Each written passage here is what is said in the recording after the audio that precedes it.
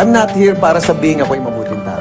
Cesar Montano di mapigilan ang galit sinugod at inupakan si Atong Ang. Dahil nga sa pagkakasangkot sa isyu ngayon ng mag-asawang Atong Ang at Sunshine Cruz ay tila umabot naman ito sa ex-husband ni Sunshine na si Cesar Montano.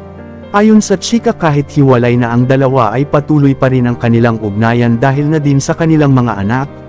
Inamin ni Cesar na kahit magkahiwalay na sila ay nananatili pa rin ang kanyang pangungumusta sa nasabing actress na kahit sila ay magkahiwalay ay wala pa ring nagbago sa kanyang trato kay Sunshine Cruz. Maging sila ay naghiwalay na ay tila concern pa rin ito sa kanyang ex-wife na ngayon ay nasasangkot sa isyu.